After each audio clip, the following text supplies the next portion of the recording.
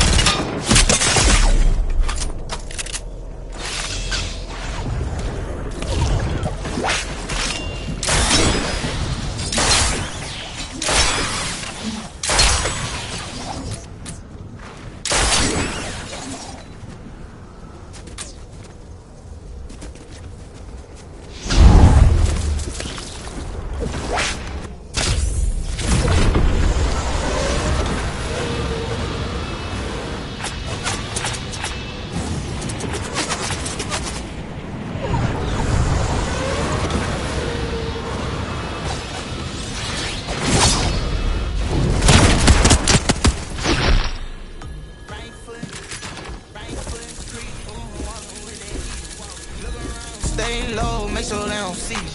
Catch them bad, walk down, face them with the heat. The devil under your feet, you on your way to see him. Right foot creep, oh, walking with that heel. Look.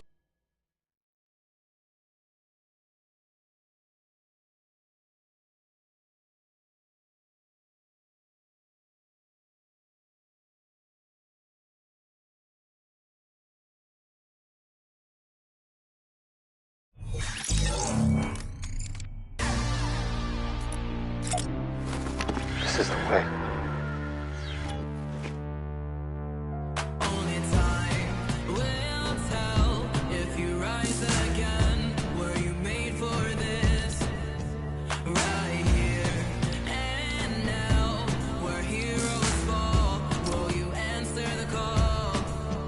Let nothing, no one stand in the way. Reach through the storm into victory. Become the fire they cannot ignore. Don't look back now, 'cause fortune favors the bold.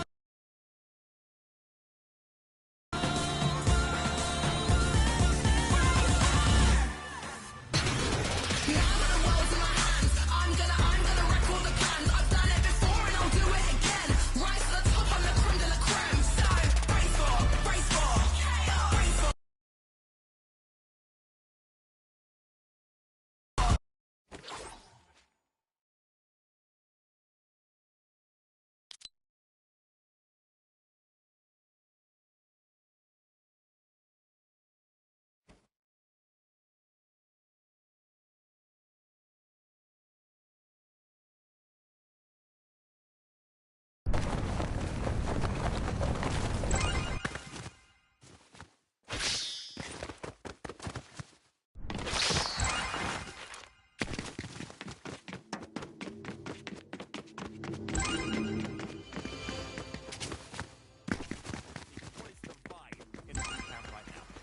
I mean, Flix is in third place right now, so the vibe is amazing. We're just letting him concentrate, stay focused, we're hyping him up, and I really hope he can hold on to that third place.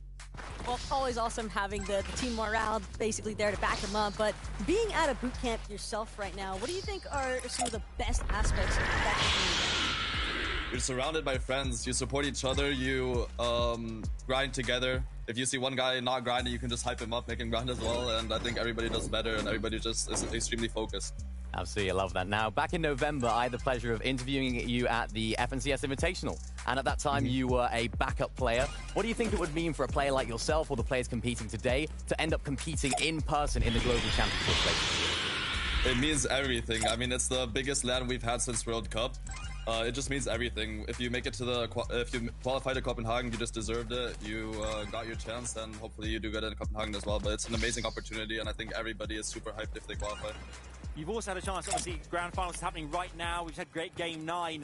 Few games left to go here. It's been an impressive, we've been kind of absolutely baffled by everything happening right now in EU in the region. What it's been like for you guys watching, playing and being there as well? What have you learned from the grand finals this time around?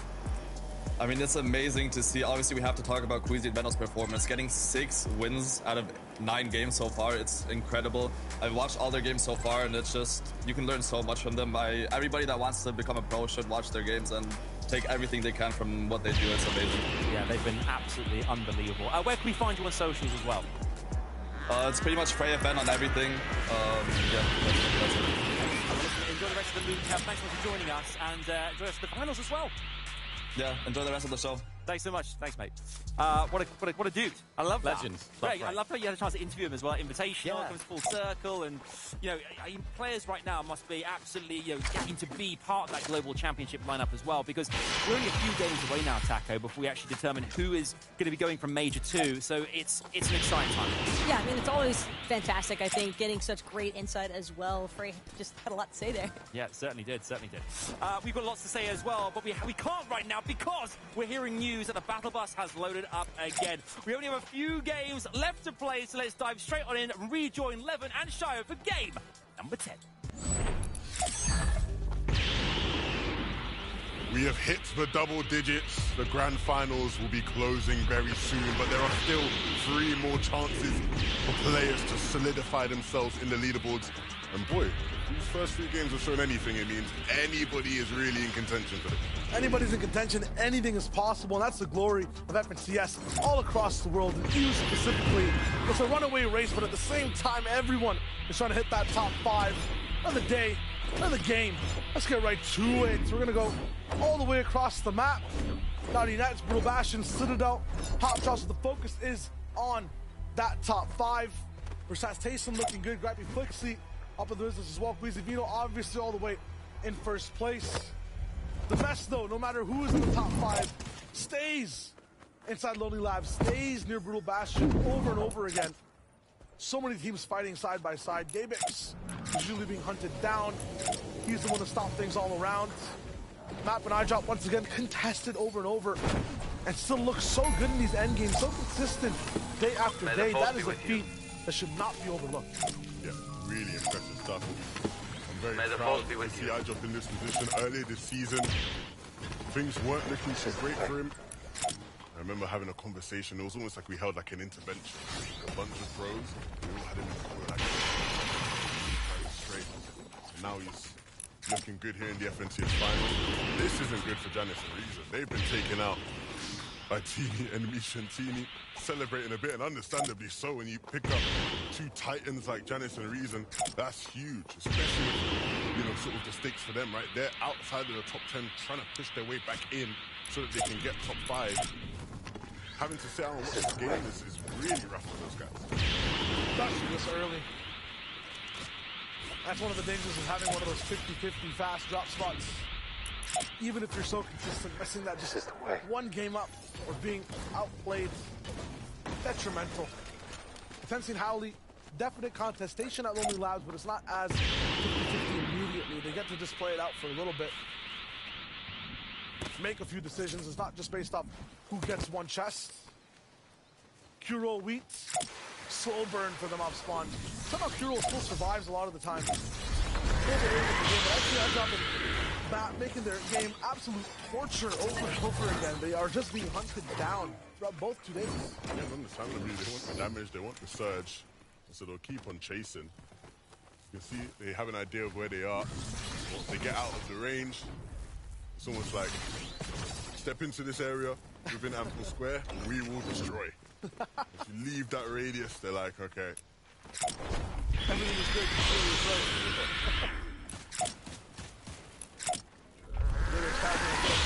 Lost in the same labyrinth of fights and damage, game after game after game, and I expect to see Voxy here very soon. And have to lobby to stay here for a long time. The north side of the map is in zone for now, and that means these fights will last so much longer. What does it mean for a team like this? Ultimately, for their position right now in Game 10, it's all about money. They want to be able to get off spawn and at least have maybe one good game out of the next 3 to get out of their echelon of just having a few $1,000s. They have a good game, that could be lots and lots of bucks in their pocket. Just want to move up the standings right now. Currently in 46th place overall for Gabix. Shmeki for Altansi and Howley. They're a little bit higher at 42nd. Same type of stakes. It's not just about winning this fight.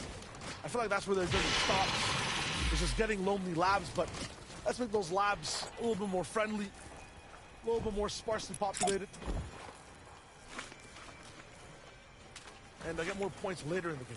Yeah, I think all players on both sides understand how awkward of a situation it is, and I think both are sort of willing to push through that regardless, right? I spoke to Shmeki, he said he knew it was going to be tough, he did everything he really thinks he could to prepare for it, but at the end of the day, there aren't many options in terms of what he can do outside of just outright winning the fight, trying to survive. Survival is the name of the game for Seti and Cammy on screen right now. In 4th place, but the issue is they haven't really moved too far up in points from game to game to game. Cammy with that one solo kept them within placement and a few eliminations, which is nice. But now they really want to hold on to that top 5. They want to go to that global later this year. Yeah, I was really high on this team coming into finals, and I think they've shown why. One of the big problems that they had, though, is that some of their best performances I've seen this season came with those games. Right? Yeah. Them being able to rotate with those. Where that doesn't exist for them anymore, right? You see sometimes in these end games, they're having to use a bit more than they maybe like to. And it's why I think in these last 2 games I've seen this one player playing as a solo, the other one having to watch. So it's a bit more difficult for them to work with and trying to work around. There's no watcher and then player in terms of this duel. It's always both players being active. Savage in the deal. Savage sliding away. I wouldn't say so, you know? Yeah? I think so. That was the biggest problem leading up to finals, right? Leading up to finals, there was a couple too many endgames right there. It's just one person having to clutch up solo. And I think when they're at their best, when they're both together, making it to the end game, the sky's the limit for this duel. Genuine. Savage has improved so much as an IGL. Vidil is Vidil. Like, you know what you get from Vidil when he's at his best, at least, and not using a flare gun on himself. I knew we'd come back around. Pixie and Della, I feel like once again, this happened last season too, invisible in the way they play the game. Would have been the whole day somehow. 132 points so far on day 2. And they're looking really good. Floki and Clement going to be their targets for now. Overall, 13th place. Everyone from like 9th down to 13th. Similar in points, just about 30 separating them right now. And this game could be a really big boost if played well. Aiming for that top 5 at the end of the day. Pixie will get ahead as he moves. Ripey is building sky high. He's trying to shoot at the moon. Yeah. Really impressed me. I think they've shown us like a much better IGO than we gets credit for. They clearly prepared really hard for this finals, and a lot of it's paying off. The vibes are high with these two. I think this guy's really the limit. I'd love to see these guys playing on stage at the global championships, right? That would be a huge step up for them in terms of their careers, but one that's certainly well deserved, especially with how they played Legacy this season. I feel like one characteristic of these duels, they play that player 2 role very well. Every time we tune in with a main character, sometimes it's, and a lot of the times actually it's Pixie and Ripey who are taking the brunt of a lot of the damage. But they adapt, especially in endgames. We're focusing on Mustache, and he's trying to get onto Ripey's walls, completely denied multiple times. They do a really good job at adapting, staying alive, and still getting points and dealing damage. Palace HD, Malabuka. Although we've seen them hit crazy shots, we haven't seen the dominance of those day 1 wins here on day 2. Don't have a good day. Have a great day. It hasn't quite clicked the same. And I think when you look at their season so far, that's what it's kind of been. One day, when they get the chance to play, status. Yeah. At the bars, right? Day 2 though, another day, still hitting some heights, but not quite as high. And I think where they've not had the pulse rifles to play with, it's probably affected that as well. It's like one of those things where, like, you know, when you have the pulse rifles in hand, you're almost more confident because you know you have like the better weapon, and you almost play better as a result of that, right? In the case of Thomas and Malabuka, it's like, it's just unfair, right? Yeah. How good those guys are. I think like it was almost an invisible win condition for a lot of teams. No one was really looking at those Rift Islands as much as Thomas was when he was in the game, Malabuka as well. Irazumi and many other duels who were just focused on those islands. Today, if it's near you, if it's giving the sense that it's about to spawn, everyone is rushing for them. So that type of game is not readily available for the whole map. Even if one of the best teams wants to try to play at Quiz Divino, they tried it and they got smited down. Yeah, look at Tayson. This is vintage Tayson, right? Any FNCS final you go back and look, you'll see Tayson rotating down a river. He loves it so much. Understandably, right? You can use these bridges to just cut through a lot of the map. And they're looking good, right? Materials looking strong for Tayson right now. They're just sort of forcing their way down as they head towards the south.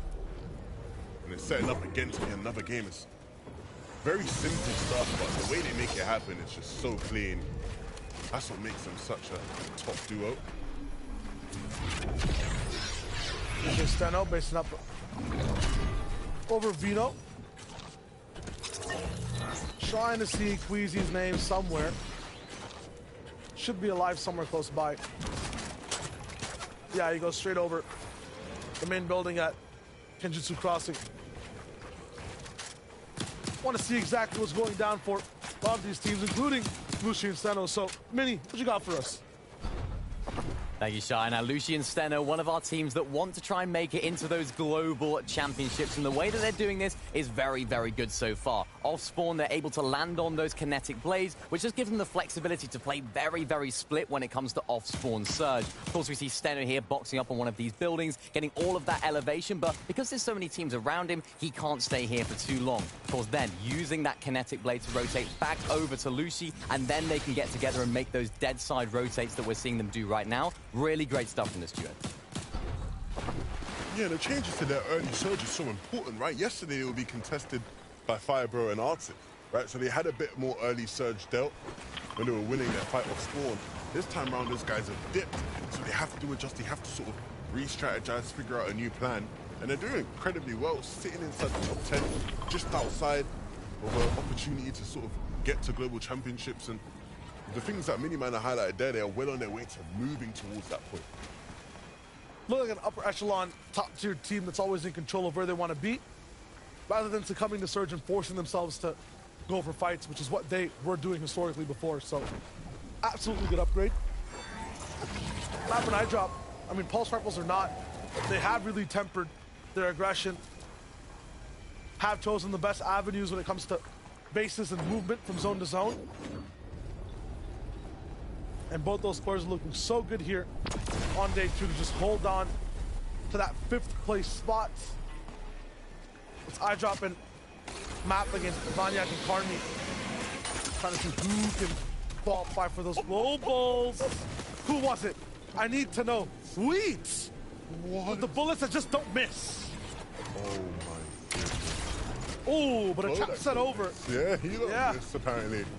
He's gonna go straight for those walls and not even trying to predict exactly where Mr. Wheat's going. Flodax is just trying to get straight into that box, but you see Wheat's teammate going for a few of those beams. Rams moved again, and Wheat's trying to get out of this one. I was about to say he gets all the way away, but Q-Roll's up here now, and Q-Roll's also beamed. Might just do the 1v2. With this shotgun in hand, the way he's sitting right now, if they let him get the revive off, that would be great. He obviously has the slurp that Kiro can pop. They're not going to let it happen. They're going to keep pressuring. There's a third party that had a few shots over on Q-Roll, and everyone that was going to be locked out outside the zone by this Rift Island has a chance to actually get in. You can see these arrows moving in. The question is, will they come and be the third parties here, or will they elect to just move all the way across? So Rift is popped. You hear it in the air and split off through, focus on the island. Yeah, Misha teeny here, but rough landings for Misha as he gets bulleted down. Two off on the road on this island, and that's a party over here up top of the Rift. This is what I expected Rift Island to look like for the majority of the time, right? Just an absolute manic above. I expect to see 4 or 5 different teams landing up here fighting for it. And it hasn't quite panned out that way. But here in game 10, it's Tus and Putra can take it, even with all the different eyes that are immediately searching for it. And they're not just satisfied with the pulse rifles, they want to put them to good use. They picked off Misha and Teeny now, and they can start thinking about getting to the zone. Those rifles just look so strong when pitted against any type of builds in comparison to any other weapons, and they're in the hands of a team whose counterparts have used them to set records here in EU. If they can do a fraction of what Thomas and Malabuka did yesterday with those pulse rifles, I mean, landing from the same spot, caliber, when they're at peak, sometimes similar. They've had some big games in the past, Future Cantus. They have the power here in this game. Meanwhile, Sunny and Cammy chilling in the fields. I scored Hellfire, a very different day too. Another game where we see them in a little bit of trouble. Gamebricks all the way from the north side of the map is going to be able to come in, withstand a lot of the damage that's being dealt down. For Schmecky to have that pinch angle, silently just assassinate Ref's guarded. It's another one where him and Hellfire are not going to be able to see out the whole game. They were looking so good in those first 3 games of day one, the way they were moving, the synergy both those players had together. And today, based off all the changes everyone else has made, looks like they were not able to just keep up with the pace, with the time. Meanwhile, Thomas HD, not looking too good in this one. He's gone down what looks like on rotation. Malibuka is going to be the one to try to get him alive, but usually he's looking really good to be able to get his dual mate back. A lot of the times it's max mats, really good loadout, but his ammo's low, his mats are low, no eliminations, barely any heals. This is a big wall that Malibuka's back is kind of forced against. Very tough for him to get any reboot here in Mega City. Yeah, and I think it sort of links back to the big wall they're having to face mentally, right? They came into this FNCS so confident. Their plan was derailed by being contested. Now things have changed for them here in day 2, but their fortunes haven't changed much in the standings. They're still not in the kind of position they'd want to be in. And these are the 2 most desperate players in the lobby to try and win in FNCS. 2 of the best players in EU history to not win one yet. And now, in box, Malibuka fighting for his season, fighting for his game. Picks up Cosmo. He wasn't quite able to pick up the refresh immediately as the player is still on his back. I believe that's Jay in his face, and Jay gets the trade. And another game where Malibuka and Thomas aren't quite able to get it done. Liking the confidence from Jay there. I think if this is Jay from day 1, he pushes Malibuka away and just goes for the res himself. Plays a little bit more defensively. This time, chasing down the elimination, getting him out of the way first, then going for the res. It's a savage one of the deal. Gonna have to traverse over this water. They might choose to go over and around it through Mega City here. It looks like that's what they want to do. They don't want to put themselves isolated out on the sea like that. They're going to have to use a lot of mats, and they don't actually have much mats to work with. You can see no wood at all. There's 300 in the brick and metal department. Looking to split here. So many different teams here on the north side of Mega City. This beach not a vacation spot for now. They want to get to an even better spot just in terms of damage. Darky and Drayson hit some of the hardest shots we've seen today. Once again, lap above, saving his teammate and beating out his opponent in one fell swoop. Huge from Darky there.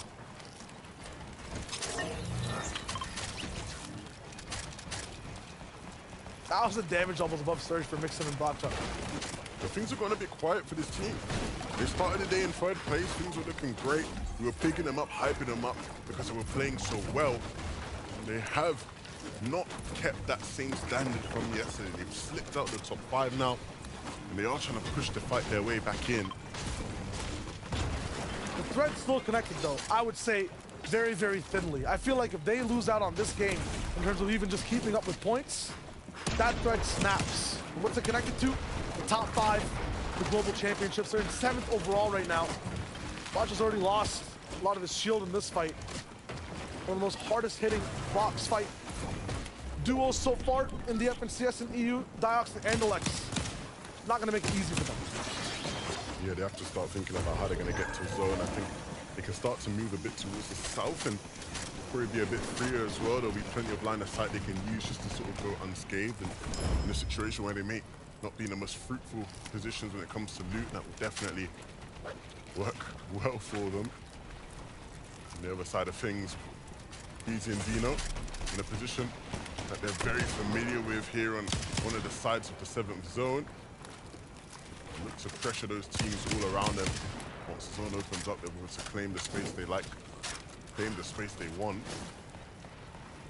Still targeting Firebro and Artist a little bit, but ultimately, yes, just waiting for the zone to clock in. It's like they have a bubble of fear around them too. Not a single person's boxed up near them at all.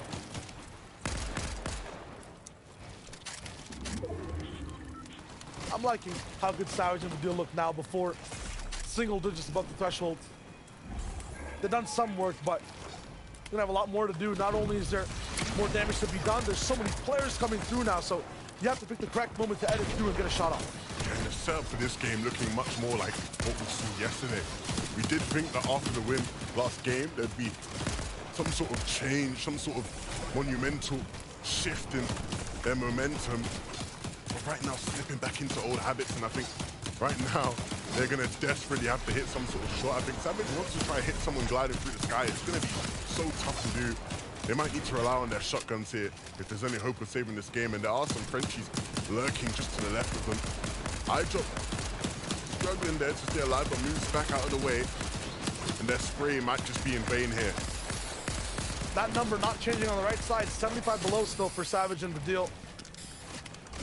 Big thing too, everyone who's on the same layer as them, not really elevated. They want to spend the mats.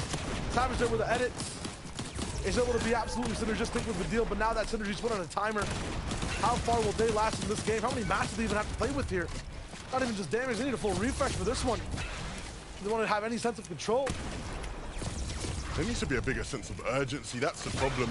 They were trying to look for opportunities to chop somebody out and drop somebody down, but it didn't quite happen. Fortunately for them, right? Surge stops ticking. The amount of players in the lobby is sufficient. They do have to start to think about that.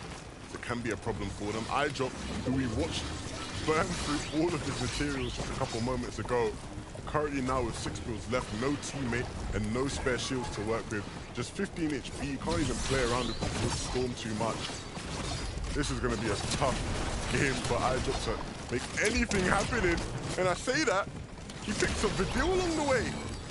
Needs to get the mats, needs to get out. Right now for iDrop, he's still got a hand. He has a hand on the ticket to Copenhagen for the moment, but the issue is there's the pressure. It's on. If he goes down here, he's going to fall out of 5th, 6th place. He might go all the way to the top 10. He gets an upgrade on the kinetic blade. Now has 3 charges instead of the 2. Weaponry upgrade as well, and a couple materials just to keep him safe in the zone for now. And now time to use those bandages. They'll get him back up to a decent point, but he's still working with not much HP. And he can't afford to get sprayed right now. His next build's going to be in wood, and that will be a trigger alert to everybody looking at him that he is low and he is vulnerable. Another game that we see for Noxy and Jerky based up near high ground. And the last time we saw them take height was absolutely abysmal for anyone next to them in terms of having saved mats, having a chance to breathe. Ping, Kyrie will be up there, looking to kind of absorb that pressure. Looks like so many teams are shambles in this one. No one really too dominant coming into this endgame. Period. They're looking, they're waiting for that team to rotate. It didn't quite happen, so they start planning their rotation out themselves, opening up, looking towards the front of the zone where everybody's starting to blade their way on in. See a lot of players, so maybe blading a bit too early, just having to stop for a moment, take some time. iDrop doesn't really have much time, desperately trying to stay alive, but gets dunked from there and unfortunately snuffed out. Jerky and Prodoxy now in the driver's seat. Have time to actually have something happen to them, but now it's just going to be Prodoxy who has to play. Will have a kinetic blade. Jerky not going to see the end of this one. Cammy and Seti will be able to absorb a lot of pressure down below. Mr. Savage, 400 below. This is just tough. You saw Vidil go down. Mr. Savage looking a lot worse in this situation. Just doesn't have the HP, doesn't have the match, has some courage, but courage is not enough in this situation. Flixie and Grimesy have to be happy. So many teams that are inside that top 5, that top 7, who are right hot on their tracks are falling one by one. This team was in the top 3, whose opponents have already gone down this game. Tayson and Mustache, they have a chance to just clinch on to that second to extend the lead that they have inside this top 5. Meanwhile, leaders of the region, absolute tyrants, Vino and Queasy, looking a little bit lost in the boxes. Vino there, bit of a blunder. All of the Queasy now, we're gonna have to see a different type of game from him. This is not gonna be an easy win. He can just sleep on high ground now. He has to actually get active here and land a few of these shots. Yeah, split up on the blade rotate, and it cost him. You have to follow each other tightly, otherwise it can all go to shambles. Mixing and Blackshot in the storm now, dropping down to low, and they see Kiri. They know he's an opportunity, and they're just gonna keep forcing their way into his face. No mats, no chance, no health. They're gone. Flixie Gripey, another contender, falling right before them, and they look so healthy for the moment. Gripey taking a little bit of damage on the backside, and he finally goes down. Flixie now is left to do things as a solo. They only got 1 elimination while staying alive together. Now just hit that top 15. This is where the real placement starts to come in. The majority of the points, and it's also Flixie to keep the dream alive. Yeah, the problem is he doesn't really have much space to work with, just using the space he has. Now running around on builds that aren't his. Needs to be careful. Players in the backside of the zone. Connects with one, but the wall is there to block it off. He sees the players beneath him. He doesn't know which one to pick, but he hits the flying shot. It's Pablo Wingu he takes down, and those mats mean everything for him. Blocked from getting into zone, but just here, bounce back zone as well will benefit him so much. Almost had a perfect lane, almost had the sun in his sights, but he's still trapped down. B-ball up top. Clouds looming, it's pulse rifles. Flixie from the right side is gonna be constricted, can't breathe, and he'll fall to Jay. Default and Kirby, they're gonna be playing this through too. Looking for more shots as men fall down. Default's not gonna miss a single chance to do that damage. Getting crucial mats to keep his run alive. Seti and Cammy are still in this one and are just starting their reign. Seti and Cammy, this might be their chance for redemption. Might be their chance to finally pick up the victory royale that we didn't quite see them get. They got a couple second places, and now it's their time. But no, Cammy falls. Seti has to clutch up hard. Two different angles of pressure coming in. He's blocking off the pulse rifles from up top, but how far that can actually last is the big question. He drops down, and Karmi's gonna stop him and distracts Karmi, who's trying to move up that top 5. Shimoki, Swizzy also seeing their first chance at this one. A huge endgame for him. 114 points on the day. They're moving up the standings. This top 5 looking really close for the end of this game. Cosmo falling down. Shimoki with the blocks. I mean, he's making sense of an impossible situation, but he's not going to be able to see the light of day either. It's up to Toos, who's dropped down and making things going close and personal against Cosmo. He'll wrap up the game. And this one that they have pulse rifles, and this one where they have the power, they turn it into points. It's Toos and Putrick with a win. They gave up some space at the racetrack, and the question was, would that benefit them? Would that stand to be any sort of significant change in their fortune? And finally getting a chance to win a game. The pulse rifles being a big help to that, but they took height and they held on to it incredibly well. They used that formula, they used the Rift Island, they used the power they have to absolute efficiency. That's a beautiful win from Toos and Putrick. Yeah, and I think many people might forget these guys have been here in EU in the biggest stages for years and years now. They know how to do it, and finally getting a chance to strut their stuff. And not in an easy game as well. We saw so many different duos alive very deep in that game. They had to just sort of roll through everybody. Not a double-digit elim game by any means, not something too flashy, but enough to get the job done. They're going to make it so scary for so many other teams on EU. And that's not celebration, that's relief, I feel like, from the face of Putrick. He's back in this one. A catch-up game for the boys. A very nice win in Game 10. Understandably, right? The relief is relatable because after the back and forth we saw off Spawn yesterday, it didn't really feel like we get a chance to see them win a game like this. And so big props to them. Can they do more with this is the question. That is the big question. So many other teams have that sense of relief on their face. It's a shake-up here in EU in Game 10. Adam, Analyst, what do we got? Well, we're all feeling the reverberations from the shake-up there as Toos and Putrick go on to win game number 10. A real switch up there. High ground reigning supreme once again to Carter. Yeah, I mean, we saw on day one they were having a little bit of trouble contesting Thomas HD and Malabuka. Both duos weren't having the best of times, but you saw the relief, like Shayo said, once they got that victory royale. Yeah, it turns out if you don't just immediately 50-50 off rip, it makes the game a little bit easier to play out the duration of it. And Toos and Putrick, this was kind of what we were asking for, I think, at the top of the show, is for them to capitalize on their off-spawn situation. And this, I think, was a perfect example of what this duo is actually capable of. Putrick knows as well. If we have those overclock pulse rifles, we've got to make them work for us, and they did. You can feel it coming out of the screen, the energy there as well. Just as we said, the relief of not only just winning one of the games here at Grand Finals, but of getting those much-needed points as well. With only 2 games left to play, there isn't much time to get these points. Let's take a look and see exactly how the standings look right now, as we only have 2 games left. And as per usual, Queasy and Vino are rocking the top spot with 676 points. However, you can see we're starting to really see some changes, only actually minor ones, between 2nd and 5th here, with a few places up and down here and there. And Cammy and Seti still remaining firmly in the race here. 3rd position to Carter. They're looking good. They're looking great. I mean, they weren't 2nd going into the day, so they have dropped down to 3rd overall, but I wouldn't be mad with 3rd place, right? That's more than enough. It puts you in qualifying range for the Global Championship. Reminder, it is 5 spots available.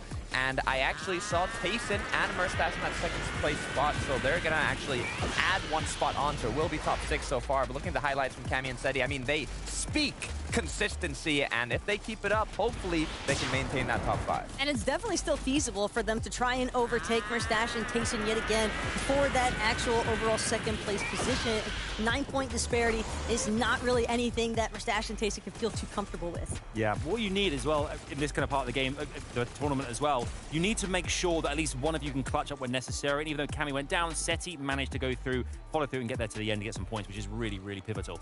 Let's have a look at some more kind of teams that are coming through as well, who are managing to get themselves in a good position now on screen. We see 4th position right now. Gripey and Flixie as well. 27 eliminations, 434 points. They're looking like this could be global finalists right here. Look, they're in qualifying range, but you have to maintain it, right? You have to be able to keep it up. Everybody is so close in that qualifying range for global champs, that top 5. Everybody wants it, but you have to show who wants it the most. And again, we took a look at their actual rotation at the start of the show today, and it seems as though that's just holding true because so far, out of 10 matches played, 80% of them have been south pulling zones, which has made it very feasible for Grippy and Flixie to just continue that maneuver over to Kenjutsu Crossing, making sure that they both have those kinetic blades, and it's being super impactful for them in terms of making it into those final moments of the last zone. Yeah, they really do here. One thing we should focus on as well is Storm Surge. Obviously, it plays a huge part in any tournament, particularly grand finals, where it's so imperative that you make sure you work it beautifully.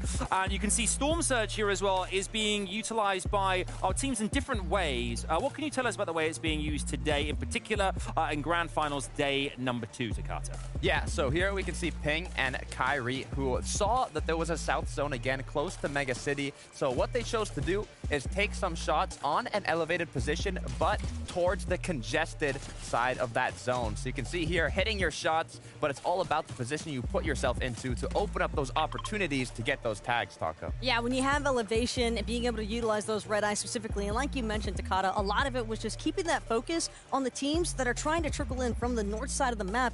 They knew, Ping and Kyrie, that it wasn't going to be very easy if they bottlenecked everybody, essentially, because where they were based up on the outskirts of Mega City just made it so much more feasible, X obviously being the indicator for where they actually chose to position themselves. So again, all these duos that are trying to make their way from Citadel, Anvil, Breakwater Bay, they're just essentially being trapped, forced into that congestion, forced into having to eat those surge tags essentially. So some nice builds and shields being forcibly expended by Ping. And also a quick little shout out for Ping, because I believe he's tied right now with those 9 individual eliminations for most in a single game with Thomas.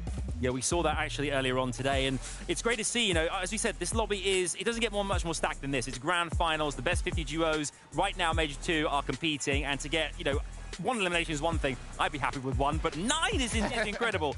We've got lots to play for. Obviously, this is the penultimate game now, not long to go. Kind of the final chance here for players to really make a stand and get those points, get themselves in contention at least for global finals places, Takata. This is exciting times, but it's also nerve-wracking times. Yeah, I mean, the nerves in grand finals overall are always at an all-time high. So, you know, in these last matches, the players need to really show all the practice they've put in, the homework that they hopefully have done, and to be in qualifying range for that global championship. Yeah. Look, it's not about how you start. It's all about how you finish. 2 games left to go. Some of these teams can still make it happen. Okay. Do you think a team from the 11th to 20th right now could break into one of those top 5 spots? Is it kind of a done deal? Do you think there's still an opportunity here? Yes or no, Takata? What do you think? Anything's possible. We saw what Queasy and Vino have done from the high ground. Any team can make it happen. Even Thomas HD and Malabuka, they basically played 2 matches day 1 and they were top 10. Hey, maybe if those duos are able to find overclocked pulse rifles and get some nice height gameplay in, you can make those 100-point matches happen. Yeah, the pulse rifles are dangerous, but so is our lobby full of players all desperate to get some points on the board ahead of that final game coming very soon. But this is the penultimate game. We are going into game number 11. Brace yourselves. Chaos is imminent. Here we go. Game number 11, and nothing's even closer to amazing than how things are going here in EU. That game, the catch-up one, makes everyone so much closer, makes these last 2 games that much more special, so you never know what happens with the top 5. The points are finite. The margins are thin, but that's what you want out of a competition with the stakes so high. All these players trying to get to global championships, it means so much, but you have to get it done in these last 2. This is pressure. More pressure than any of these players have faced even in the first game when they landed here in the grand finals. And I think this is about to be crazy. First place, locked down. The rest of the spots to globals, that's up for grabs. I have my eyes on Vanyak and Kami. Right? Can you hold on? They've been such a staple of grand finals lobbies in EU over the past year, but they haven't quite had that standout performance, that standout result that has catapulted them into the tier 1 of EU Fortnite. This is a chance to do it, right? Solidifying a spot for globals would be a chance to do it. I look at iDrop and Matt, right? Can they continue to win off spawn here at the Anvil Square and solidify a spot while being contested? How historic would that be? And already the fighting begins. Want to make sure that you're in link with your duo. You want to make sure that the entire game, not just spawn, goes well. Legacy starting, also the likes of Gripey and Flixie. Is this the start of something that lasts a long time? A legacy, a dynasty for the duo, who looks so good over these 2 days. Let me tell you something. Nobody's having a dynasty while Queasy and Vino are still around. True, sub-dynasty.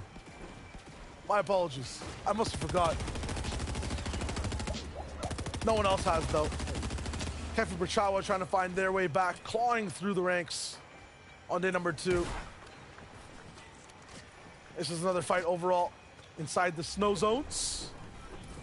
Near Bastion, near Lonely Labs. And Jay Cosmo, I'm liking this. Usually like to find every fight, finish it as fast as possible. Now a little bit more tactical in terms of what they want to do next. It's get a little bit of loot, go on your path, try to stay that whole game out. 148 points on the day, that's a big switch up. Yeah, but part of that is because they sort of got back to something familiar with what they were playing throughout the qualifying weeks, right? I talked about it yesterday. Jay and Cosmo throughout the qualifiers always contested on spawn. That's when they were at their best. Today, it's happened where Pachawa, Kefi landing on them, it can allow them to play the game they're more used to playing, whereas yesterday, they were sort of having to try a new style, figure things out. It's dope when there's a path laid out for you. Lucia Steno off spawn looking so good, and the way that Lucia is moving through these builds, he gets to have an even more active angle over and over again. Sometimes, though, you might bite off more than you can chew. Unfortunate for the duo is we hype them up, but they're not going to be able to see the end of this game. And that's some payback for Artis and Fire, bro. They have been in pain since yesterday. They got contested by Lucian and Steno. They weren't expecting to be contested, and they really came out of it on the bad side. But here, in game number 11, turning things on their head, and like you sort of alluded to, Shayo, that is very huge in terms of the implications. Lucian and Steno are a team very well within the range of potentially getting one of those top 5 spots for the Global Championships. Having to watch here in the penultimate game puts so much more pressure on that off-spawn battle come game 12.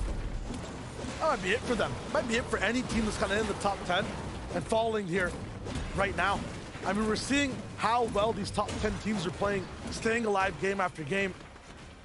You're correct, Levin. There's too much pressure almost in game 12 for anyone that falls down. The first to be Lucia and Steno. Meanwhile, tasting her mustache a little bit over the upper echelon. Have a little bit of breathing room inside that top 5. It's about 30 points in total, but they're neck and neck with their competitors, Seti and Cammy, right beside them. Just a little bit of a difference overall. It's a 9-point game.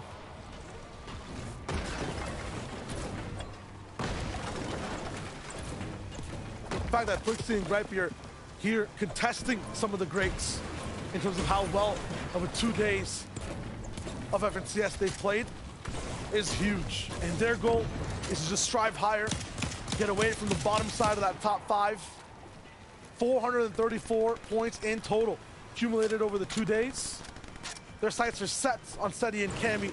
They'll have to fight through Fastroki, Paradoxy, and so many more duels before they get to fight the Titans in the endgame. Yeah, these guys, of all teams in the lobby, have really overcome expectations, right? If you had come to me and told me you had Gripey and Flixie in your top 4 in FNCS, I'd have called you a liar. I'd call you a liar, I would. But these guys have performed so well, and I think it just goes to show, like, that when you work hard, these guys are in every script lobby. They're playing non-stop, they're watching, they're reviewing, they're thinking about how to improve their play.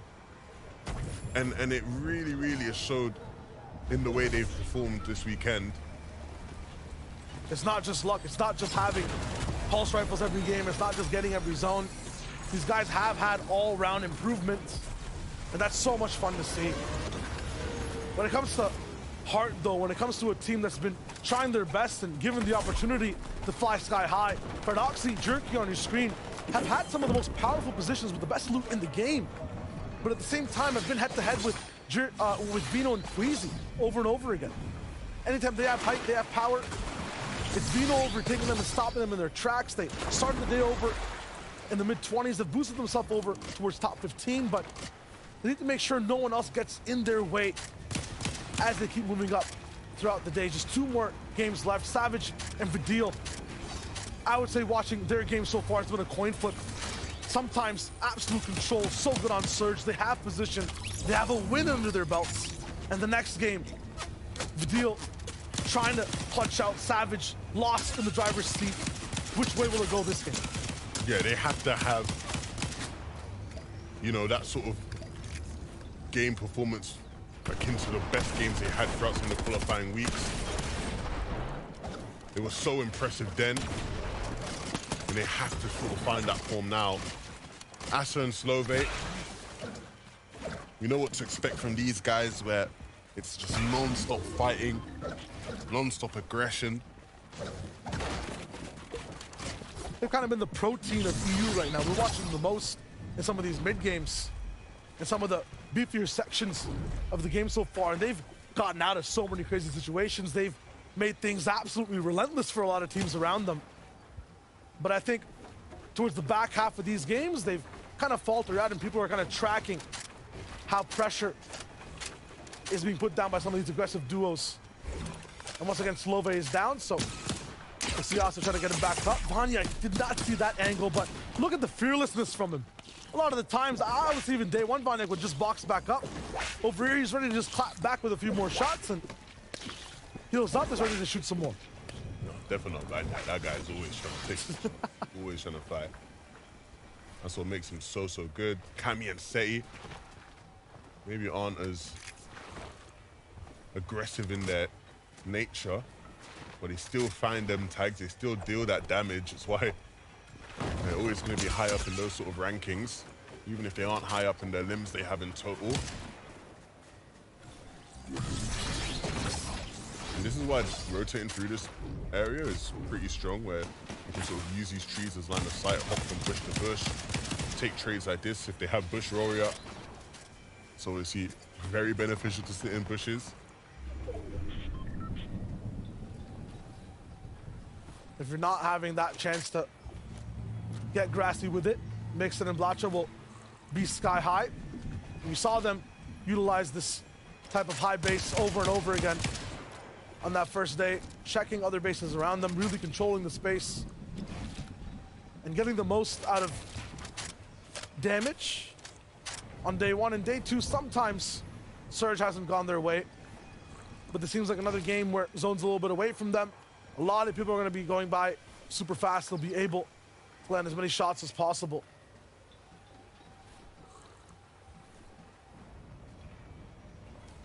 A bit of a cash battle on our hands. Mr. Savage and Vidil. We saw them rushing over to this area, and it was because they wanted to be first to claim the cash, and they have that space. It won't be completely uncontested. Sinhead seems to be eager to try and steal it away from them, but they're alert, and they'll be ready. This fight can last a long while. Slappy probably going to be in for the next zone and a half. Hobbawingle on the prowl, gets Sky Dune, and unfortunately the curse of winning a game and not having the best one after the fact hits Putrick as he goes down. The Q roll out of all people who were bullied off spawn. They find eliminations, and Fire Bro, although successful in defending their off spawn location, are going to run into Thomas HD and Malabuka, and they might not be used to having this big of a firepower in front of them. Box to box. Also looks like they're fighting over a cache. Thomas will finish out Fire Bro. It's just the artist now who I don't think is gonna be able to last too long. Yeah, and understandably, right? These guys have a lot to prove. They have a chip on their shoulder. Fights like this are so difficult to deal with. Be like fighting a brick wall at sometimes.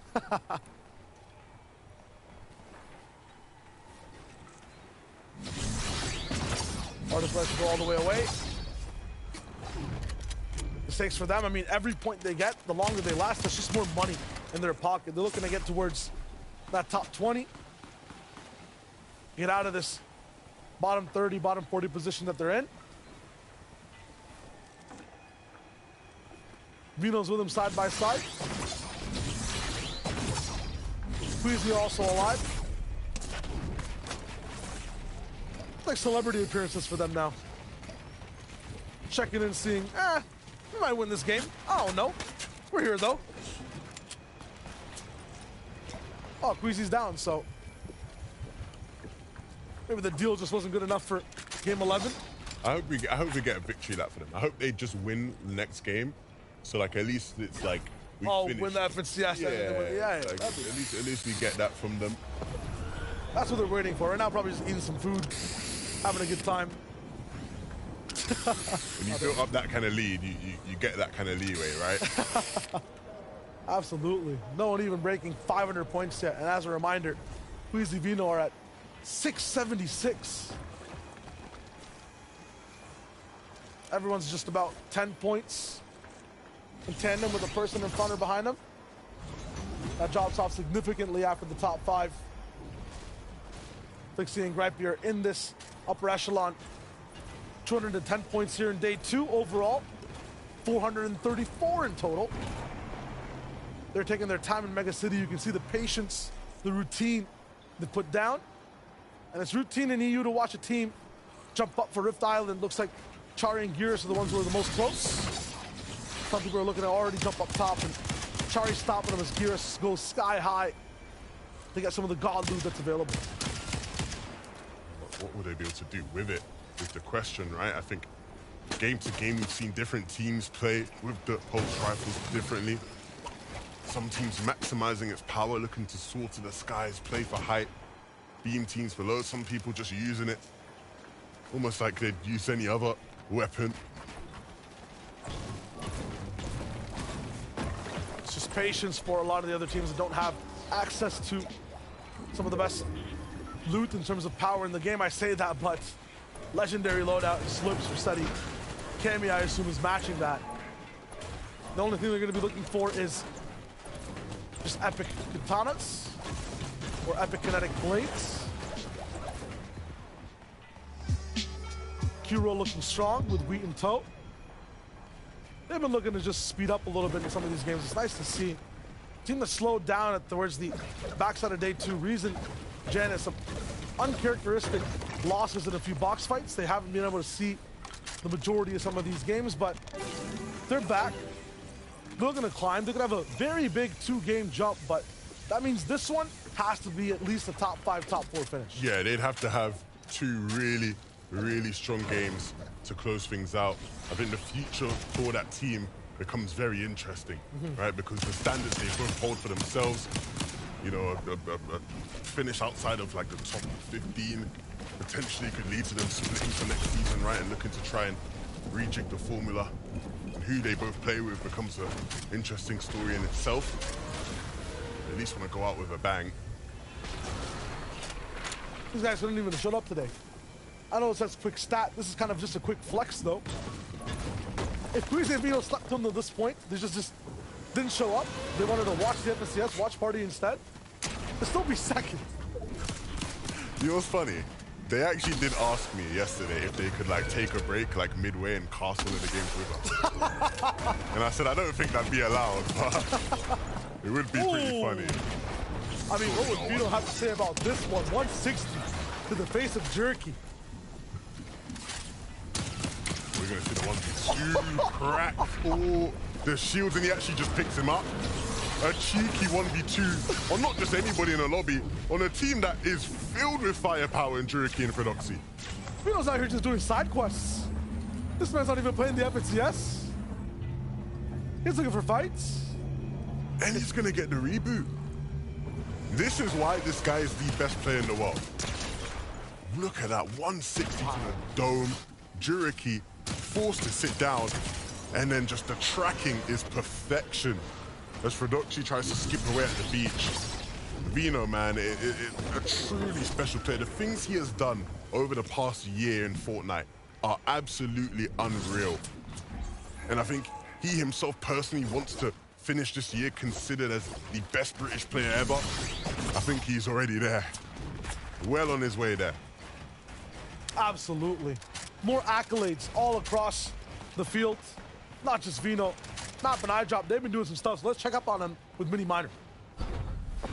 Thank you, Shai. Now, iDrop and Matt second on the day in terms of points. And how are they going to get into these global championships inside of that top 6 currently? They actually got themselves a combat cache going into this mid-game, getting really good Storm Surge tags. And how about 2 combat caches as well? They actually managed to get themselves another one, which hopefully will set them up for success going on later in the game.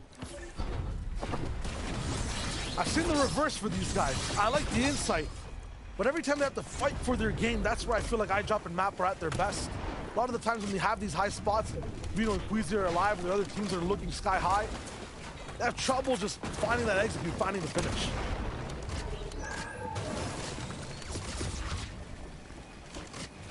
Mix and Blotch, I mean, this is not the same pattern we saw on day 1 or day 2 when it comes to how they were dealing with Surge. That high base at the start of the game hasn't found too much. Not too much at all, and now 186 below. This is not a time to hesitate. I think they're just looking for good timing here. That splash will give away that these guys are in a little bit of trouble.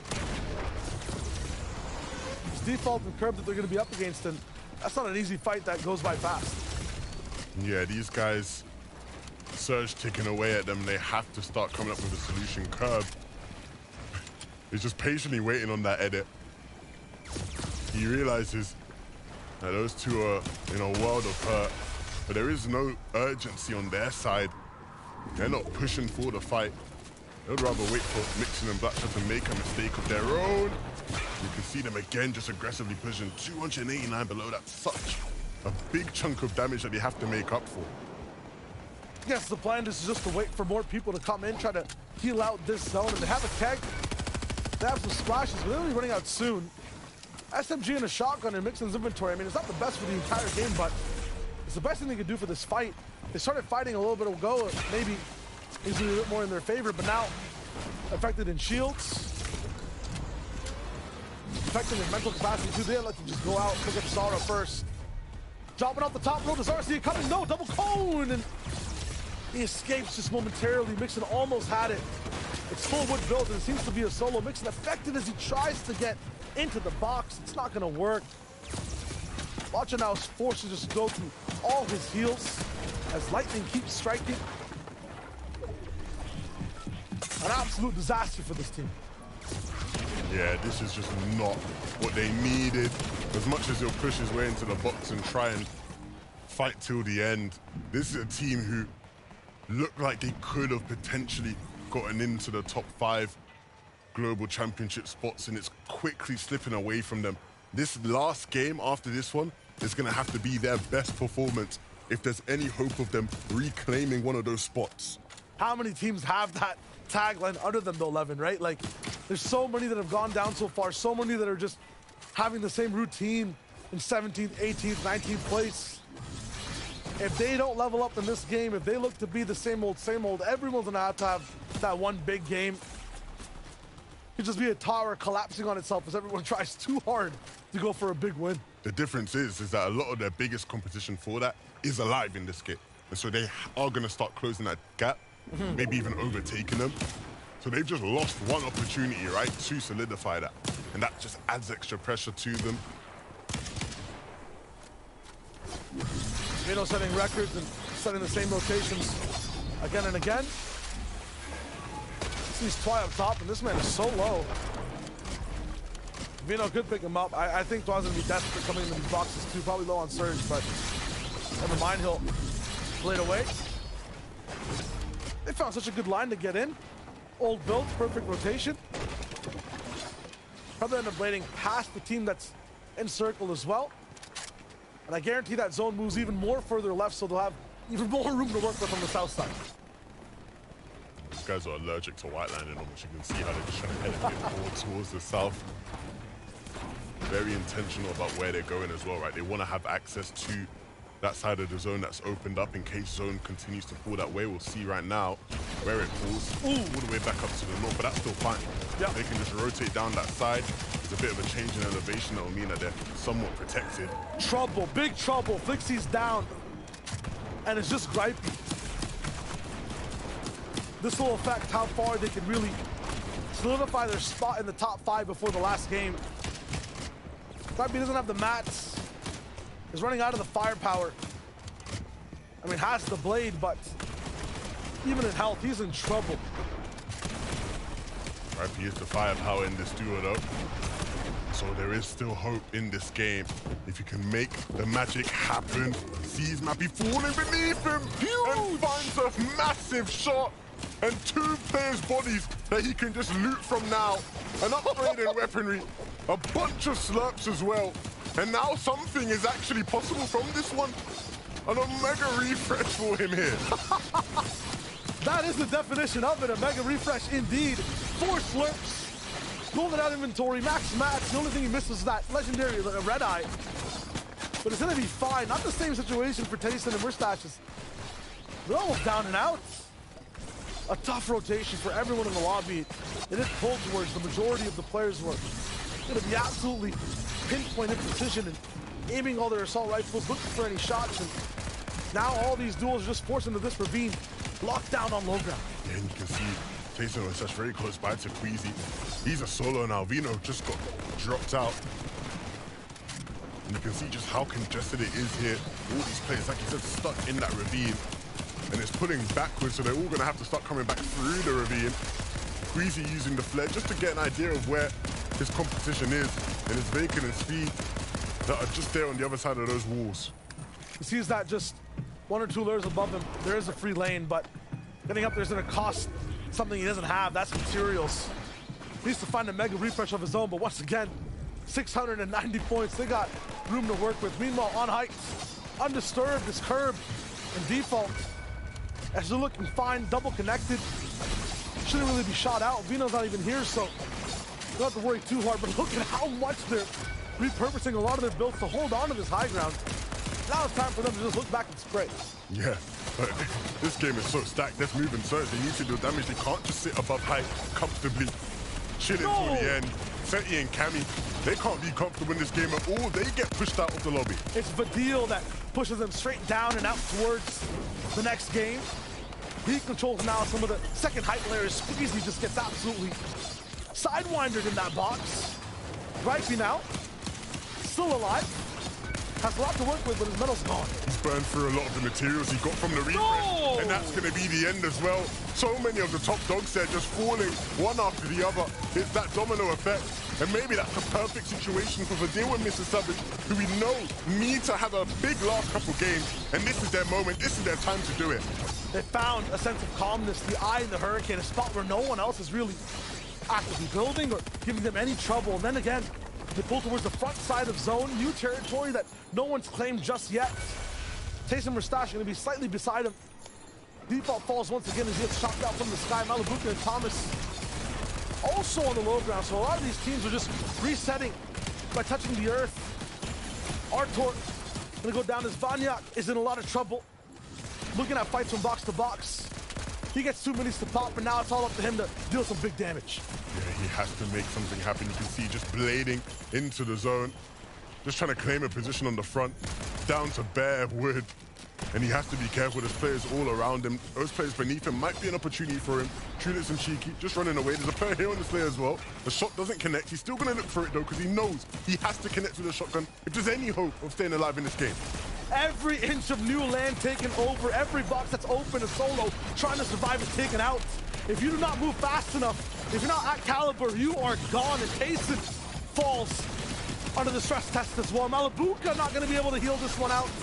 Thomas HD has that slurp in tow, but does he have the time to actually pop it is the question.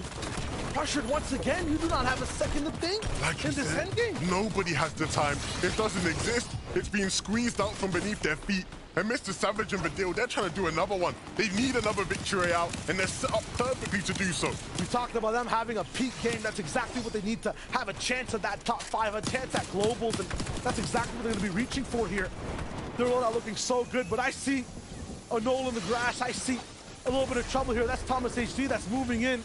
Unorthodox rotation from the backside. He's popping that mist and rolling. Chabko on low.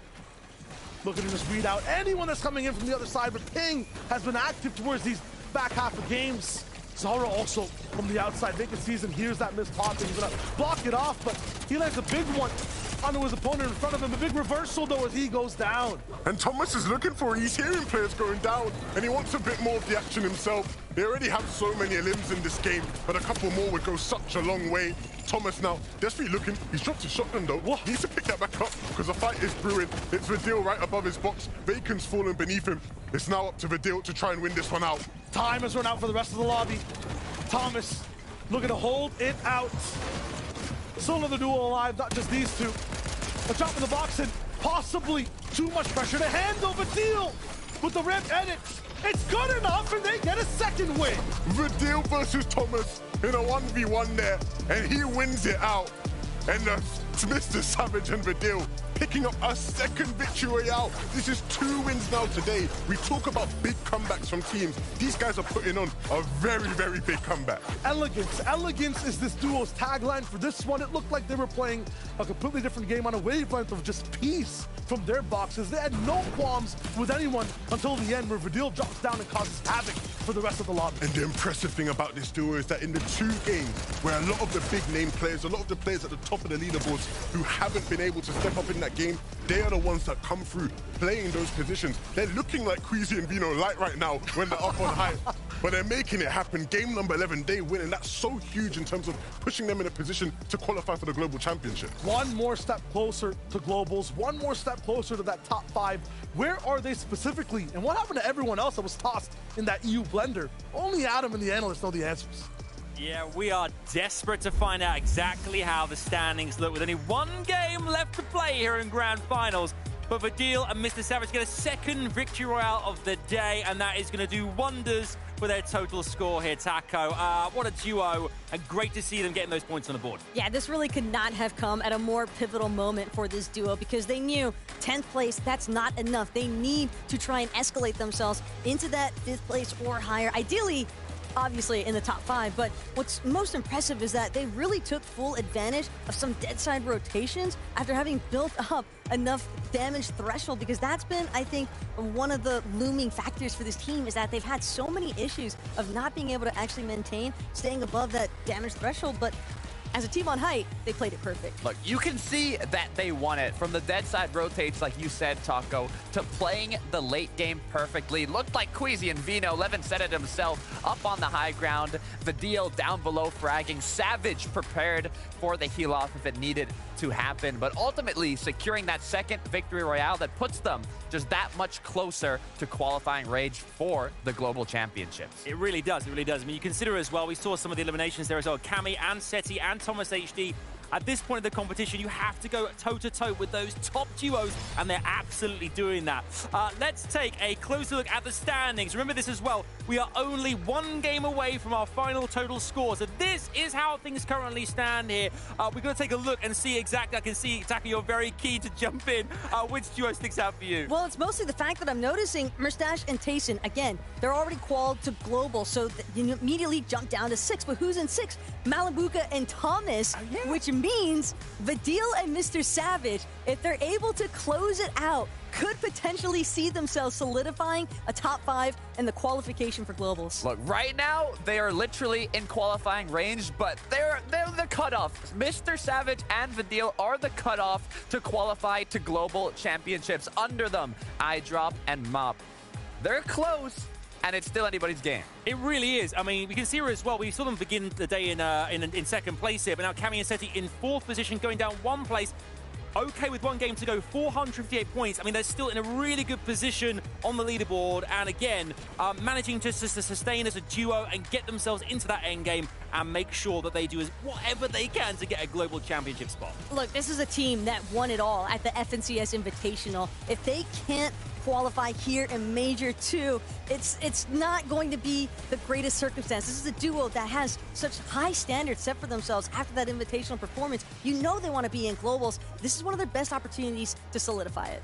They won it, and they almost have it. Cammy and Seti are just this close, but another duo that wants it as well. Vanyak and Karmi in the third place spot on the leaderboard, 462 points. They are in qualifying range, but with one more match to be played out, they have to maintain that spot on the leaderboard.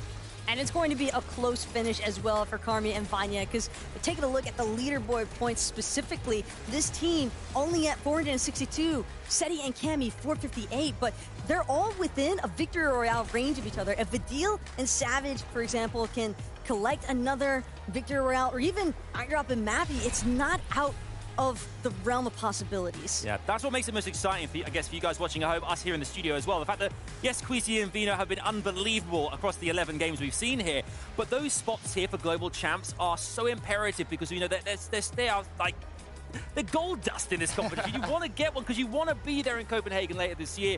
And I think with one single game left to go here, it's looking mighty, mighty exciting here. Let's take a look as well at Gripey and Flixia as well in 5th position here as well. 20 eliminations, 402 points in total right now. Again, a team that has got into that top kind of like upper echelon of players. And again, they are massively in contention here. Right. I mean, Gripey was forced to clutch it out as a solo here in the most recent match, but you know, when you need to make it happen the most, it's in these grand finals. It's in that last match of the day. So now all these duos that we've looked at, all these storylines that are in qualifying range, it really just all comes down to this 12th match. Will Cammy and Seti, the invitational champs, be able to get a spot in the global championship? Will all these other duos that are in qualifying range hold their position? Or will a duo like Blotcha and Mixin, like Eyedrop Mop, like Steno and Lucy take one of those spots? Like, as far as Group A and Flixia are concerned, though, I mean, after what we just witnessed from Group A, that patience is a virtue. He was just poised and ready to strike and took full advantage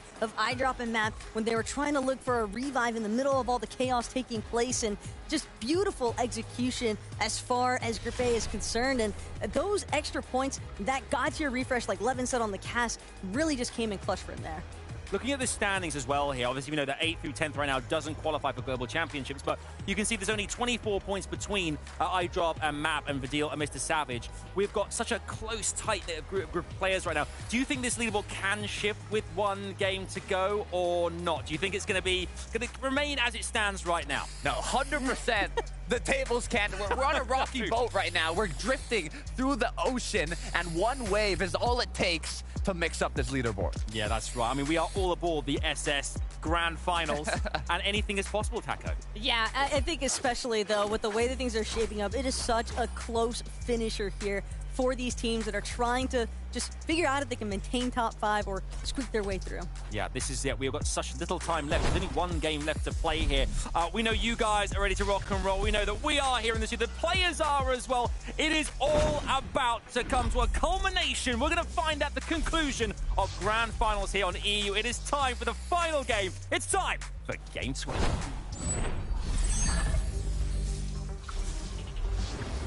2 days of competition in EU, some of the most unprecedented things we've seen, and we're here now, 11-2K, an unstoppable force, immovable object, and 50 of the best duos in the world. I'm so excited, man. I'm so excited to wrap things up because so far today, we have just seen so many different names pushing themselves in and out of contention. One team's in one game, the next game they're out. They're in, they're out, they're in. Are you in? Are you out? You have to make your decision in this final game because the stakes are so high. The global championships are right around the corner. There is no more after this for this major. This is the last chance for a bunch of these duos possibly, as you never know what happens between now and Major 3. I honestly cannot wait, not just for the conclusion of today, but the implications after today, right? Because we know, players are desperate. Players are hungry to make it to the global championships. I would not be surprised as a lot of the players in this lobby decide, look, switching it up for the next major, playing with somebody else. I want to find something. I want to find my partner. I want to find the Vino to my cookie. Yeah. Right, that's what they're going to be looking for. Oh, but they're a dime a million, honestly. These guys, the way they play, what they've done today, 696 points. Huge and leading the pack in first place. Now, every off-spawn fight becomes a little bit more tense. You can see it's not 50-50 for one chest. Map and iDrop back it up a little bit, choose not to challenge. I want to prolong this as much as possible. Everybody in this last game, just a bit more cautious in their approach. Understanding that it's your last chance. Even if you aren't one of the players competing for the win, even if you aren't someone in contention for one of the top 5 global championship spots, there's money on the line. Big money, big money. Big money on the line. And if you've been grinding all season long, you ain't just gonna let yourself watch the money pass you by. You're gonna try your best to move up, even if it is just a tiny bit in the standings, to get that extra bit of Wonga. Pettysaiyan Putrick, who we saw win a game earlier today, here against their biggest rivals of the weekend. Let's finish the day as we started it. At the very beginning of EU's FNCS. A fight on a racetrack where both duos move super fast. Malibu and Thomas HD. Pettysaiyan Putrick just want control, or maybe a little bit of nostalgia. That first day, every single game, they went head to head. Anytime they tried to escape a third party as well, picked them all up. But this one is tempered, a little bit more calculated. They want to leave a message here. It's not just about this FNCS, it's about the future, it's about globals. Yeah, as it stands right now, with Mustache and Tayson being in second place, the slot has moved down to 6th in terms of who gets the spot for Global Championship. But because Malambuka and Thomas are 6th, it's moved down to 7th. Which means, as it currently stands, Vidil and Mr. Savage would qualify for Global Championships. The team on our screen here, Banyak and Kami, would qualify. Gripey and Flixie, Seti, Kami, Queasy and Vino, those would be the 5 teams who qualify to the Global Championships. And what 5 teams that would be. But they have to make this game count, and for Gripey and Flixie, trouble in paradise here. Mega City has been a stronghold for them. And here in game number 12, Flixie, the leader, he's down. I've got goosebumps, man. It can't end like this. They've had such well-structured game plans. So many good games in a combination of both days. I'm not sure if Gripey has that reboot just yet, but he does not have the firepower or the know-how to even take on a duo. And it's not endgame. He's not going to be able to just look at a box and get a mega refresh. So this is not the same situation that we've seen Gripey come back from this early before. Meanwhile, Mixon, Bloodshot. I mean, these guys started off the competition strong when it comes to unexpected stories. Where do they come from? How are they maintaining 3rd overall on day 1, 4th overall on day 1?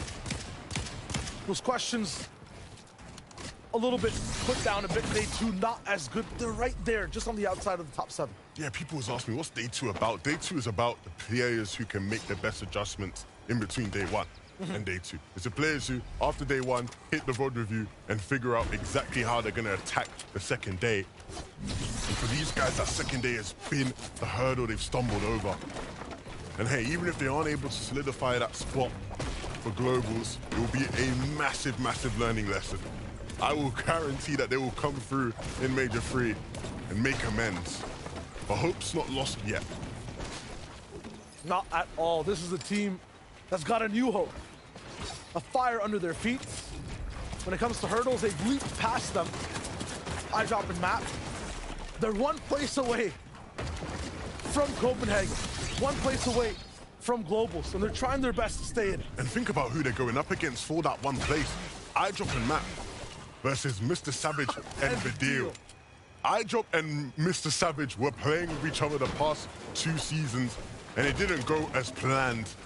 They were landing at the Anvil Square, they were getting contested, and quite frankly, they were losing a lot of the time.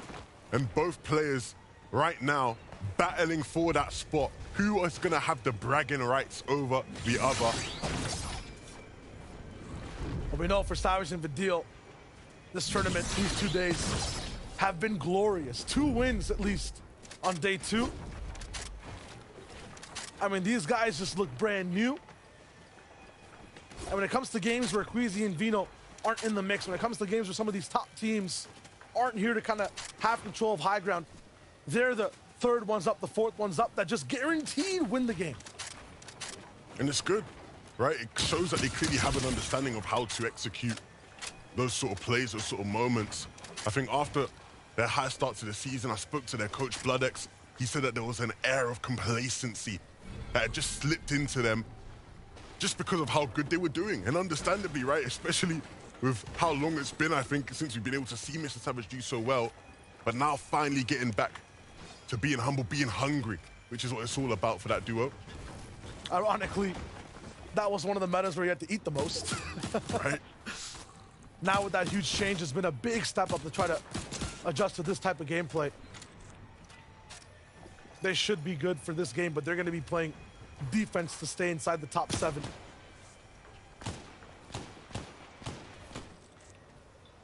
Gripey still in the same spot. I mean, you have to imagine the nerves, the tension in this one. You have to make the right call.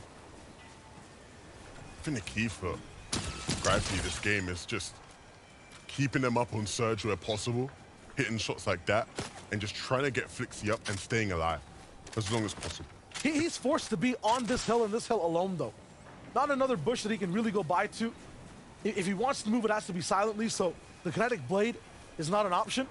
And you see, every time he tries to go towards Mega City, maybe get a little bit more loot, farm up, get inside the buildings. There's too many high bases inside the town that actually stop them. Santa Lucia, we talked about them having 2 perfect games, one of them gone now. This one has to be a loud entrance. This one has to be perfect for them all the way towards the end if they want to elevate. And they're going to be in this box fight. They have to force so many fights, make up. A lot of the time they miss 2 Elam points, and they are right now. That goes up against Vidil. They're actually breaking in to top 7 directly at the mouth. Vidil down, Savage alone. That is huge. It's going to leave Mr. Savage with a world of work to do. Mr. Savage doesn't have Vidil with him. How does he adapt? Where even is he right now? Santa Lucia are really proactive right now. This is Queasy, I believe, who they're shooting at. Got the shield down. That'll attract the attention of Vino, who should be close by. Savage moved around. Looked for a little bit more, but I guess got separated ultimately. Vino. What? Hot knife, butter, steam. That's all that is. Absolutely yummy, that play. Oh my goodness. It's just Vino things. It is just Vino things. Nothing he does now surprises me anymore. I just expect greatness. I expect excellence.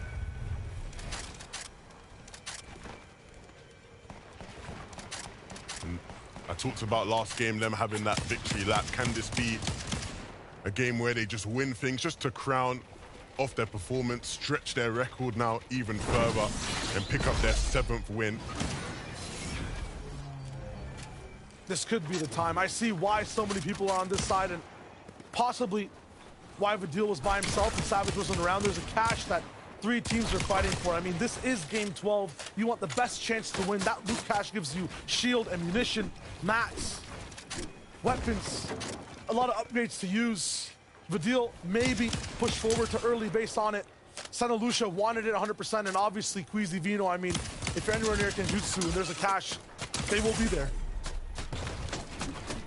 And they've hit 700 points on EU. It just looks ridiculous. It doesn't even look real. It looks like there's something wrong with the graphic. That's how unbelievable what they have accomplished today is. And even if the focus hasn't been on them the past couple games, even if they've gone a bit quiet, what they have done is absolutely ridiculous. It cannot be overstated how good they have been and how unlikely it is we'll ever see anyone do anything like this again. And if it's going to be anyone, it probably would be them. These guys are so good, so much better than everybody. What a team. What a weekend it's been. The amount of times I've heard Queasy say, imagine if we just had zone over the past few FNCSs. This is the one where they actually had a chance to show what that means. Beautiful. Vanya and Carmi. They go down 3rd place overall. Vortex and Jap will have to jump to it. There's no way you're letting any elimination or knock just be a slow roll. You want to pounce, use every advantage, and Vortex is doing just that. Shots within the air, double connect the blade away. He has to leave his teammate behind. They get what they want out of this. That loot from the cache, capping off their metal there. They even have some spare metal there to work with. I mean, that's good for Seti Kami. For Gripey, I kind of guess if he's able to get Flixie back into this game, but this is third place overall in trouble. 462 points. Now, will it hold inside the top 7? Not sure, because a lot of these teams that are top 10, top 15 are looking really good in this game. They're actually being proactive, looking to see exactly what they can do next. Gripey's in the same bush. He's got 2 more walls. This is so rough, right? So many of these teams that we are just tracking in this game just to see whether or not they get a spot to globals are just splintered. Solos. Mr. Savage. Solo. Kami there. Gripey now. It is just such a difficult situation here in Game 12. And it almost just makes it harder to predict who it's actually going to be. At any moment, one of these teams could fall. At any moment, it could be Vino knocking on their doors. And it's very unlikely they have an answer for it. It's so funny to see like every other solo struggling, and Vino with his duo alive choosing to be a solo. Just terrorizing every single box. The flip side of things, from Kenjutsu all the way to Nadi, they get their wood up over here, and they're able to move out. Another zone that they're very familiar with. Mega City, a little bit troublesome to actually navigate towards the end game. You run into a lot of just, you know, pre-existing structures that you have to mine through as a solo. It's a bit tougher to end up switching layers, so you want to make sure your duo is alive. The Sentinel and Lucia doing a good job at being on the same page. They need to find some ammunition somewhere. That's the goal. Jatko kind of stopped in his tracks, and Sentinel's just eyeing out everyone here. He's not going to miss.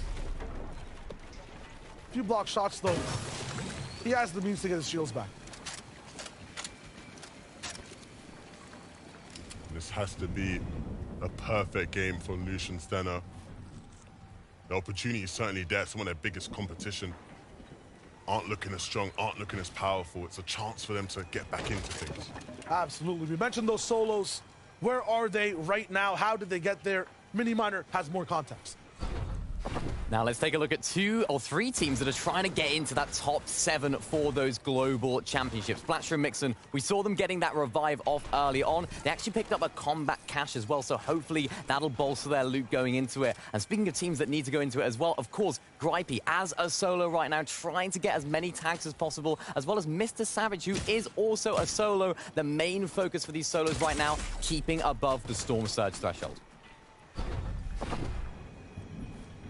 Yeah, this game's going to be a lot harder for Surge as well, just with how a lot of people are going to play it, trying to be safe. But as a solo, trying to stay above that threshold is so difficult, right? We see players with, 2 players in one team can barely stay above. Yeah.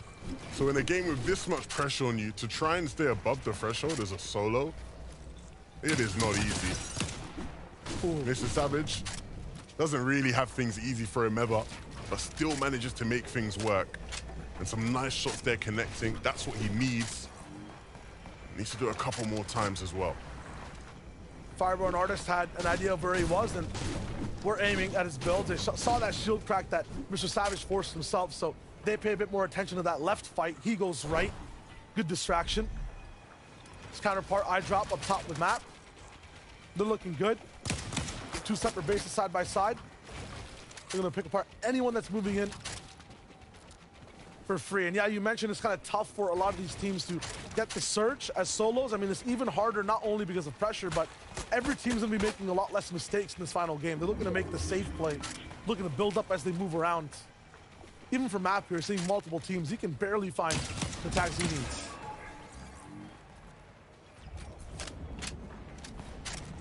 $500 above that threshold, a much more comfortable position than what some of his counterparts will be in. Thomas and Malabuka, we always know what threat they possess. And it looks like this game they decided, look, we're going to go Mega City and claim the vault, something we saw them try to do at times in qualifiers.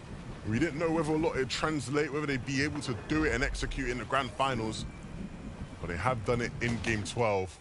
We'll see what that actually leads to. Teeny and Misha in the storm, just beneath that Rift Island. But they were the ones that were up on top of it, claiming those pulse rifles. But look at Mr. Savage down on Surge. The zone ticking away. You can see all those open edits. Players are going to be looking at him. And he's down to just tank the storm, just to try and get some damage, bait those teams into peeking. But they aren't taking the bait. He needs to start dealing damage, and fast. No. Mr. Savage falls. That's going to be the end of their run. And with how strong iDrop and Mappy are looking set up in this lobby, the chances of them holding on to their position in the Global Championship qualification spot is not looking good. Gripey and Flixie fall now as well. Oh dear, Gripey, Flixie were looking so strong, so tough throughout the day, Shayo. And just in this final game, the game that they couldn't allow it to slip, they have. The day 2 duos filtered out on the 6th zone, the last game.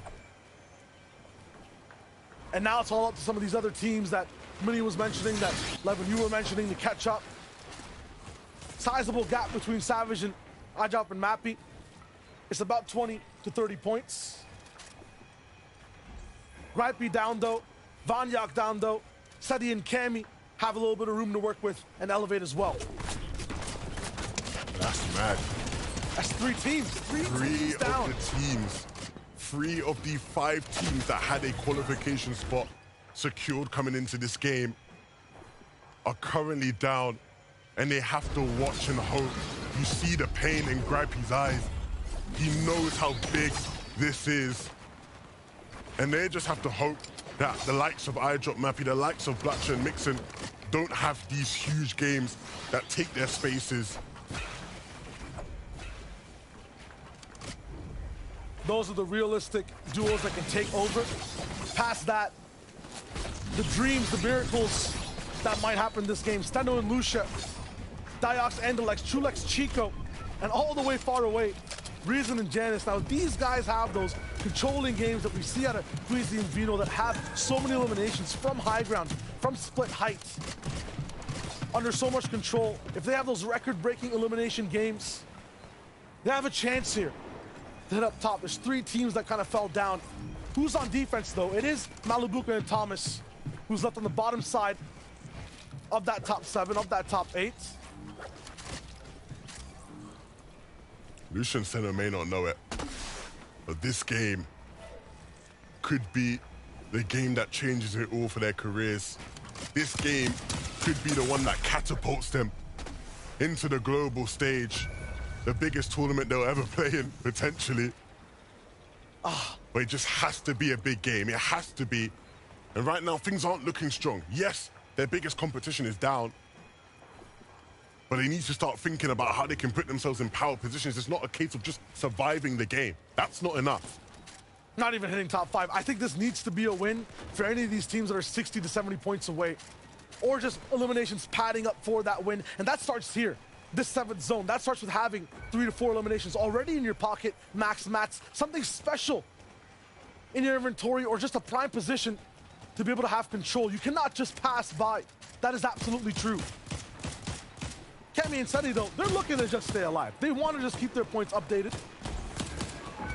And of all the teams in the lobby right now, outside of Queasy and Vino, you'd probably say they're some of the best at it. Tasting a mustache in that category as well. Not looking too good on Surge, though, just 43 above. Jason will fix that very soon. So many teams not moving in.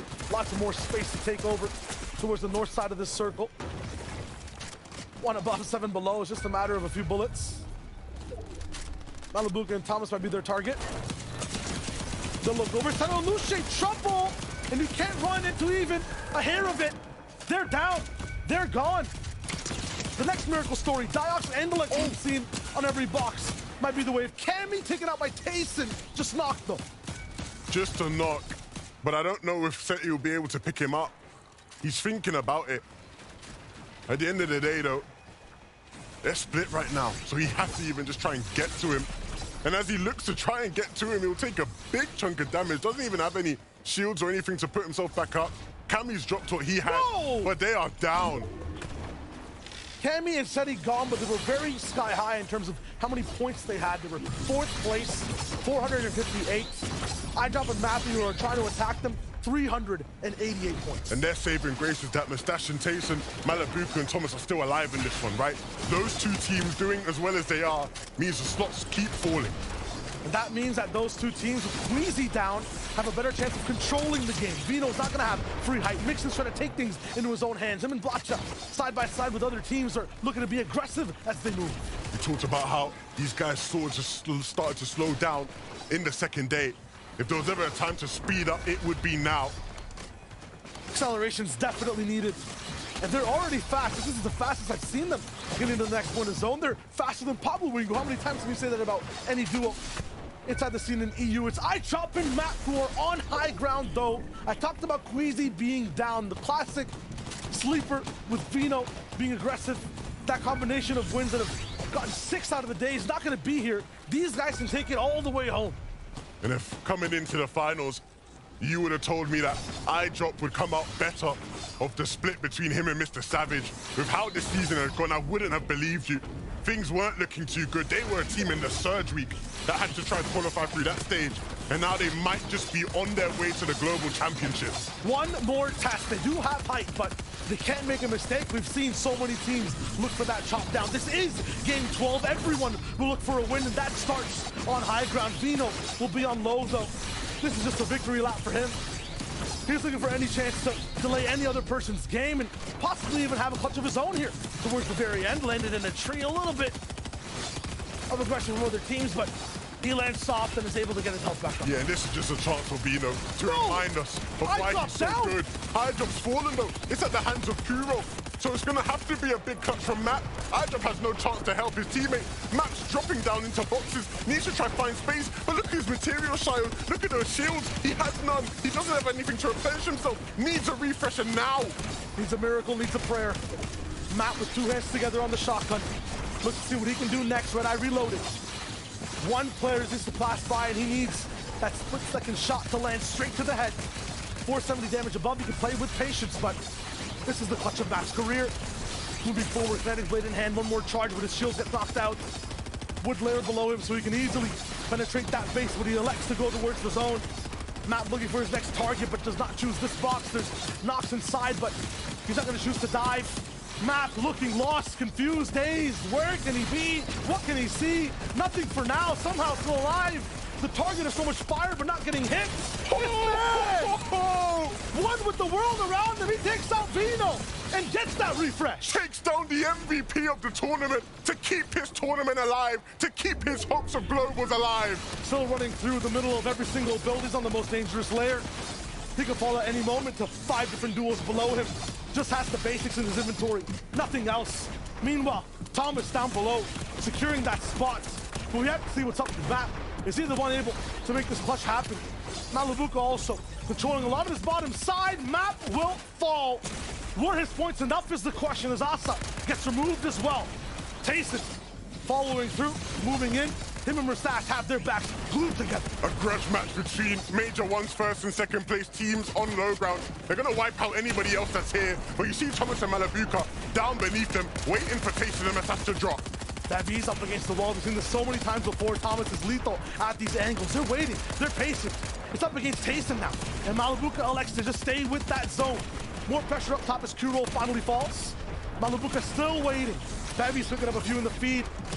Thomas is right beside him too. They pack so much damage in this little box and they take another one out. Bevies falls in the back of the zone, and that won't stop Thomas. They're going to keep going for more. It's Misha and Tini. They're the ones that hold height in this final game. They're the ones that have had the time of their lives. Easy as can be. Kiro trying to cause manic, trying to cause chaos down below, and it's going to leave Flodax to do it alone. Tini started to drop down, and Flodax has a response. Anyone here is a difference in thousands of dollars for a lot of these teams. Flodax looking to make that money, but Malabuka says, that's my bag. No chance. And he keeps moving. 3 teams now left. It's taking them to the final game, but they are here. And you can see them, their biggest rivals just beneath them right now. Teeny and Misha trying to force a fight between the two. They can't afford to stay low. They need to be able to go down or go up. They have to pick their spot. Firepower, pulse rifles from the skies, the reputation, the fear emanating from down below. What will they choose? Thomas chooses the sky, and he does not land the second shot. Malabuka now healing up inside the zone, leaving Tayson to the last fight, but he also gets absolutely clapped down. Mustache now up against the wall, and Teeny has that med missile pop, has the angle, and gets the absolute huge siphon. Mustache against Malabuka. Former duos, former brothers, now trying to fend off each other. It's looking like earlier in the season, Heel of Royale, but right now Mustache doesn't have enough to outlast his former teammate. Malabuka with the splashes was just too much to handle, and another game where Malabuka and Thomas can show what they can do. Perfection from this team when pressure is so high. That's what you can expect. And that was such a roller coaster of emotions for everyone that was involved. With what has been a phenomenal 12 games, it's good to see some of our highest teams from Major 1 showing up and making it look like a repeat, right? We saw that battle so many times last Major, and we get to see it again here in Major 2, a reminder of why those two teams are so good.